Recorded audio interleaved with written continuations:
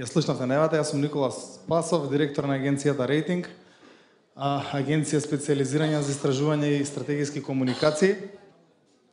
Трет пат сум на сцена на оваа конференција и многу ми е драго, и ова ќе биде трето истражување кое што го правиме специјално за потребите на оваа конференција, а е во контекст на она што денеска тука зборуваме, вирален маркетинг, маркетинг на социјални медиуми, содржина и така натаму.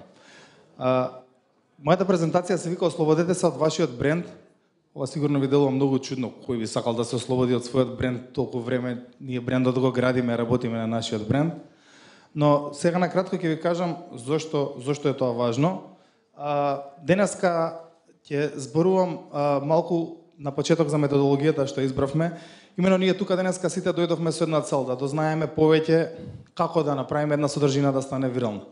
Како да ги приспособиме нашите онлайн стратегии, нашите стратегии за социјални медиуми да бидат така што би достигнале до повеќе луѓе, како да ги потикнеме луѓето да учествуваат во нашите активности, како да станеме, како да оставиме искуства за луѓето. Виралниот маркетинг до сега барем не е најдена формула како функционира. Нема успешна формула за тоа како една содржина да стане вирална. Да имаше, ќе го правеа сите тоа. Вие знаете дека најголем дел од содржините стануваат вирални без при тоа никој да го знае или да го очекува. Но она што го има до сега се истражувања и анализи во светски рамки кои покажува дека за една содржина или една кампања да стане вирална треба да исполнува одредени предуслови за тоа. Има, веќе слушнавме, доста карактеристики кои треба да ги има таа содржина или кампања која што би биле основа за таа да стане вирална. Треба да им буди силни емоции, треба да биде корисна, треба да биде лесно споделлива, треба да биде да ги потикнува луѓето и да ги мотивира за учество и така натаму. Она што ние денеска го направивме тука, што ќе јас го презентирам, го направивме во изминатите 3 месеци е анализа на практично содржината која што 45-те најактивни македонски компании на Facebook ја пласираат во изминатите 3 месеци, односно во периодот 3 месеци од април до јуни 2014 година. Она што го направивме во првиот дел од истражувањето, собравме основна статистика за интеракција, како и вид на содржина, како што се лајкови, споделувања, коментари и вид на содржина, дали е тоа станува збор за видеа, фотографии, текст, линкови и така натаму. Вкупно анализиравме 3600 постови, како што кажав, на 45 најактивни македонски компании на Facebook во 9 индустрии. Следно, се обидовме да дојдеме уште поблиску до тоа што таа содржина всушност значи. Каква е таа содржина и дали реално ги исполнува условите за виралност кои што, како што кажав, се важни за една кампања да стане вирална. Од таа содржина 3600 постови избравме 300 Facebook постови, по тој фамозен случаен примерок, или репрезентативен, и направивме длабинска анализа на содржина. Ги анализиравме каков тип на емоции се користат и со каков интензитет истите се присутни. Ги анализиравме комуникацијските пораки и видот на самата содржина. Евалуиравме дали постои можност за партиципација и интеракција од страна на фановите и на крајот гледавме колку и дали се референцира самиот бренд во постовите на компаниите.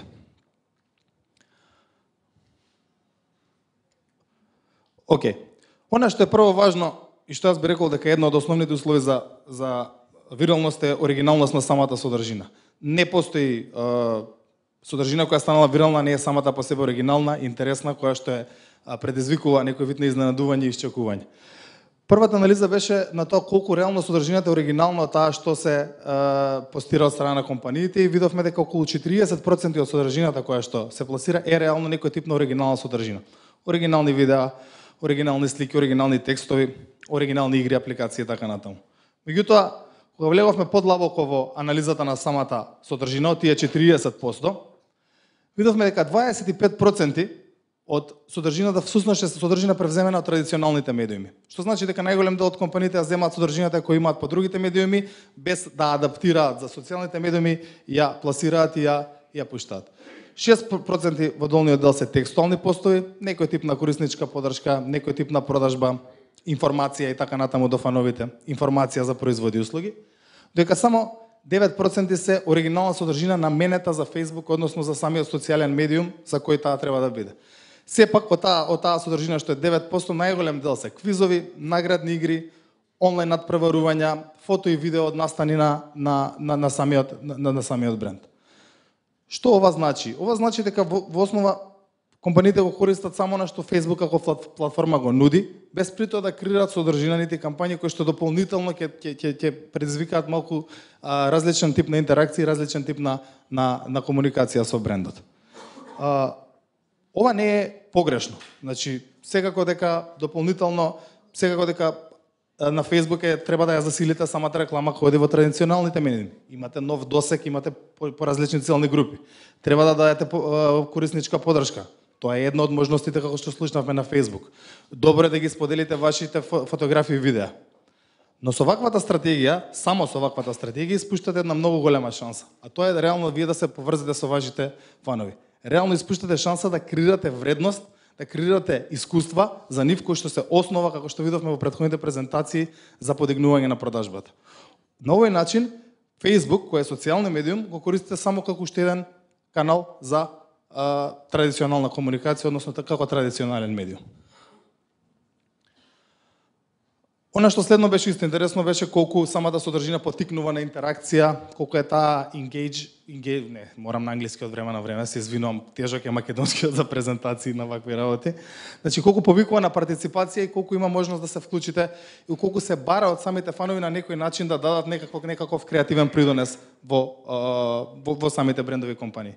Дури 85,6% не даваат можност за никаква партиципација. Повторно, можност и повик за партиципација се само учествувате во наградна игра, пополнете го квизот, пополнете го, искоментирајте доколку сакате попуст, кликнете за попуст, лајк и бенефици и така, споделете искуство. Тука се можеби малку поактивни, кај што има форумите за мајки и деца каде што се споделуваат искуства меѓу мајките и родителите. Повторно пак она што се однесува само на делот каде што се користи платформата за промоција, продажба и некој тип на подршка. Сега, на крајот решивме да видиме според општата статистика колку реално се успешни нашите компании, односно колку просечно компаниите добиваат лајкови, коментари и споделување на тие постови. Направивме една статистичка анализа на тие 3600 поста и добивме дека со сите промовирани постови, дури 62 лајка има во просек по еден пост, 5 коментари, 4,7 споделување. И што не е воопшто лош резултат. Но кога ги тргнавме промовираните постови, кои што сега секако се неизбежен дел од секоја стратегија и од секој настап на еден бренд на Facebook, видовме дека органски само 13 лајкови, 0,9 коментари, 0,7 споделувања успеале да обезбедат компаниите преку своите постови во просек. Ово упатува на уште еднаш на заклучок дека генерално содржината која што вие ја пласирате како компанија воопшто не е вирална. Таа сама по себе не поттикнува и не мотивира на интеракција, нити пак успевате да досегнете подалеку од она што е платениот простор на Facebook.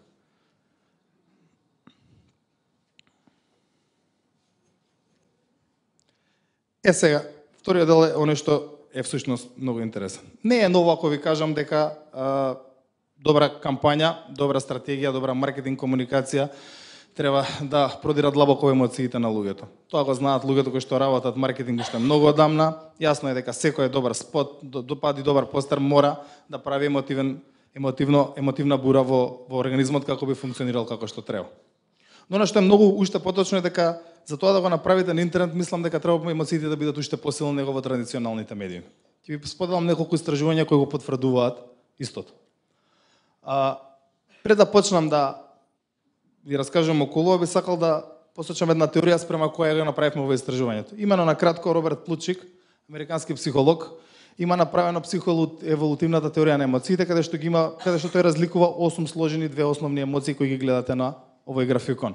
Има позитивни и негативни емоции и генерално тие сите се како на пример задоволството и довербата даваат љубов, довербата и страва даваат починетост и така. Значи секоја емоција во комбинација со друга емоција дава трета емоција. Оваа теорија има искористено агенцијата Fractal од Америка, која што го има направено по мене најдоброто истражување за употребата на емоциите во виралниот маркетинг, односно како емоциите се користат за да се поттикне виралност. Според Fractal постојат 8 користени емоции кои што реално поттикнуваат на споделување. И сите тие се претежно позитивни. ведрина, интерес, изненадување, задоволство, исчекување, оптимизам, љубов и доверба. Што значи дека позитивните емоции се оние кои што поттикнуваат споделување. Но нешто друго што е особено интересно, што ќе додам после тоа, дали само позитивните емоции тоа го прават. За со цел да споредиме колку и дали нашите компании употребуваат емоции, ние направивме сличната анализа. На оние 300 постои направивме длабинска квалитативна анализа на каков тип на емоции побудуваат и колку реално тие се присутни, со каков интензитет се самите емоции. Студијата на Фрактил покажува дека не сите емоции поттикнуваат на исто споделување. Така што исчекувањето и изненадувањето како основа за виралност се главните емоции кои поттикнуваат споделување. Имено ако една содржина, без разлика дали е тоа видео кампања, не ви изненади и не ви го привлече вниманието на почеток, многу е малку веројатно дури ако содржи емоции, дека самата после ќе биде споделување. Потоа следат интерес и доверба и на крајот основните емоции кои што многу често се присутни во нашите комуникацијски кампањи, тоа се љубов, задоволство, оптимизам и ведрина. Кај нас се покаже нешто сосема различно. Нашите компании пред се ги користат задоволството и оптимизмот, љубовта и довербата, но најмалку, воопшто скоро речиси во 2 до 3% од постовите беше присутно моментот на изненадување. Моментот на кога вие креирате и пласирате содржина која што може да го привлече вниманието, која што може на некој начин да ги заинтересира луѓето за што повеќе да дознаат за вас. Речиси, мислам дека 3 или 4 од вкупно 300% беа таква содржина на која што просто го привлече нагло вниманието и успеа да не задржи да го изгледаме до крај. Ваквиот пристап покажува на тоа дека не се работи доволно на креирање на содржина која самата по себе го содржи основниот, навистина ова е би рекол најосновниот фактор за виралноста, а тоа е моментот на изненадување и исчекување. Значи, виралноста е таква да доколку не креирате нешто, не креирате кампања, не креирате содржина која што ќе биде изненадувачка за публиката, вие многу од старт ја губите шансата таа да стане вирално. И она што беше трето и најбитно во тоа е да видиме сепак тие емоции кои што постојат тука треба да се види со каков интензитет. Несомнено знаете дека емоциите се присутни речиси можеби во секоја реклама, но интензитетот не е ист. Во секоја содржина интензитетот не е ист. За вистински да добиете вирална кампања, да добиете нешто да се споделува, тоа треба да буди силни емоции, вистински силни емоции. И седете дека најдобрите видеа кои што сте ги гледали и споделиле се оние кои што ви оставиле длабока емотивна трага. Анализата на постовите на нашите компании упатува дека навистина многу малку се посветува внимание на ова. 39% од постовите речи немаат емоции, 30% имаат слаби емоции, 17% умерени, само 13% значителни и само 2% силни емоции кои што реално се, како што кажав, основа за споделување. Што значи, сепак, ова не е ова слика која што упатува на тоа дека се работи сериозно на креирање на содржина која би била вирална. И она што е и последно најинтересно од оваа анализа и од анализата на Американската агенција е дека всушност точно е дека позитивните емоции се оние кои поттикнуваат споделување. Но емоциите кои што вистински содржините кои што поттикнуваат уште поголемо споделување се оние кои прават мешање на чувствата. Вие сетете се дека најдобрите реклами, најдобрите видеа се оние кои што прво ќе ве растажат, па ќе ве насмеат, па ќе ве налутат, па на крај ќе ве насмеат и така натаму. Значи, емотивниот шок и емотивната трага која се случува од измешаните емоции според Фрактал е она што е основниот фактор на споделување. Доколку успеете да креирате содржина која ќе направи емотивна бура во вашата публика, многу е веројатно дека ќе направите и вирална кампања со нејзе. Најчесто комбинацијата на овие емоции оди страв со стравопочит, љубов, оптимизам со сожалување, со задоволство. Значи секоја содржина мора во себе да содржи толку длабока емотивна компонента како таа би станала вирална. Во спротивно има премногу информации на интернет, има премногу фотографии на интернет, има премногу видеа на интернет. Многу тешко ќе се пробиете низ тој наплив на информации доколку не успеете да креирате комплексна емотивна содржина.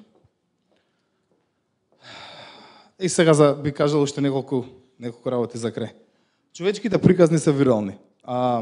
Не мислете само во контекст на интернет. Интернетот е само платформа за споделување. Она што е важно дека кампањата за да оди на интернет не мора да биде на интернет. Во главном и најдобрите кампањи не били на интернет. Колку е почовечна приказната, толку повеќе шанси има да е вирална. Креирате ситуации со кои што луѓето ќе сакаат да се поистоветуваат и да ги споделуваат, кои што ќе сакаат да ги испратат на свој пријател, да му испратат порака, да го потсетат на нешто, да станат дел, да се потсетат во кругот пријатели на некоја ситуација. Искористете го социјалното на начин што би креирале содржини кои што ќе дозволат групите на луѓе меѓу себе да се поврзуваат. Анализата покажува дека компаниите се уште се плашат да експериментираат. Се уште се плашат да се ослободат од својот бренд. Во виралниот маркетинг мислам дека пристапот кон комуникациите е малку различен. Не треба да размислувате толку како јас да го презентирам мојот бренд и како јас да ги комуницирам вредностите на мојот бренд до целната група. Туку како да креирам вредност за целната група, а потоа да го прикачам суптилно мојот бренд на самата целна група. Мислам дека целиот процес на креирање на виралноста е различен од комуникацијата во традиционалните медиуми. Затоа не се врамувајте во постоечката рамка на вашиот бренд. Safe is risky, вика Сет Годин, така што напуштете го тој концепт, мислам дека тој концепт наскоро нема да функционира. Ова не е баш најпаметниот совет, ама ете, направете глупоста е вирална, пазете да не претерате. Зашто го кажувам, ова е малку на шега, меѓутоа виралноста најчесто е производ на природни ситуации. Сетете се дека највиралните видеа се видеа снимени дома, снимени од страна на некои луѓе во своите дворови, кучиња, мачки, бебења и што ти ја знам. Кога ќе заборавите на својот бренд, кога ќе почнете да се глупирате во рамките на својата група на пријатели, има многу шанса да креирате нешто што ќе стане реално вирално и што ќе биде производ на нормална природна ситуација со која што луѓето ќе се поистоветуваат. Додека го правите тоа затворени со големо лого пред вас од вашиот бренд, со вашите стратегиски цели, со вашите стратегии за продажба за годината, многу малку е веројатно дека може да излезете од самата рамка и да направите нешто што ќе биде природно и вирално. И она што е многу важно, брендовите онлайн и не само онлайн. Би рекол дека брендовите генерално денеска се провайдери на чувства и искуства. Значи, вие треба да обезбедувате искуства, треба да обезбедувате чувства и треба да обезбедувате интеракција и задоволство за вашите потрошувачи како би биле незаборавни. Брендовите денеска, најуспешните кампањи се оние кои што направиле нешто големо за општеството и за луѓето во целост. Не за самиот бренд, а при тоа го прикачиле брендот на крај. Чувства и искуства кои што ќе бидат значаен дел од животот на луѓето. Обичните ситуации, пораќаите кои што ќе значат многу за добрината на луѓето, кои што ќе значат многу за поуката за животот. Тие се тие кои што може да донесат многу виралност. Доколку креирате трајни вредности за луѓето, тие ќе креирате трајни врски со вашиот бренд. Трајна емоција кај луѓето, трајна врска со вашиот бренд. Што подлабоко навлезете во емоциите, тоа подлабоко и подцврсто ќе се врзат тие со вашиот бренд. Интернет мислам дека веќе нема да биде толку за околу досегот. Колку повеќе лајкови, веќе го кажа претходниот говорец, што повеќе шерови, што повеќе фанови. Мислам дека она што ќе вреди е тоа како вие ќе успеете, па дури на помала група на луѓе да им го направите животот поубав, да им го направите, да им оставите нешто во сеќавање што ќе го памтат долго време, а тие понатаму ќе го направат тоа за вас. Ќе ви бидат вашите бренд амбасадори и ќе расшират приказната на начин на кој што вие не би можеле да го направите тоа сами. И нешто за крај. Реорганизирајте ги маркетинг ресурсите доколку сакате сериозно да настапите на интернет. Вас ви треба многу повеќе време за брейнсторминг, многу повеќе време за бренд анализа. Кои се новите вредности и искуства што можеме да ги понудиме? Како можеме да го трансформираме нашиот бренд? Кој друг можеме да вклучиме што не е директно врзан со нашиот бренд, а би можел да го представува нашиот бренд? Обидете се да направите една одстапка чекор назад од она што сега моментално сте и да се доближите повеќе до тоа што луѓето навистина им треба. Експериментирајте. Никој не знае однапред дали нешто ќе биде вирално или не. Тоа до сега таа формула не постоела, нема ни да постои. Меѓутоа со повеќе експериментирање, со повеќе тестирање, ви имате шанса да дојдете до реално до се поблиску до некој таков концепт кој ќе функционира. Сега го издвоите многу време за креативно размислување. Многу повеќе буџет за креативни решенија, за тестирање, за истражување и за квалитетна продукција. Маша Балубева еден податок дека иако најголем дел од кампањите содржат многу човечни елементи, се во многу природни ситуации, 9 од 10 вирални видеа се високо квалитетна продукција. Што значи дека, ова не значи дека ако вие се спуштите на ниско ниво, дека треба и самата продукција да спуштите. Напротив, инвестирајте во квалитетни визуелни решенија, но приказните треба да се оние кои што ја продаваат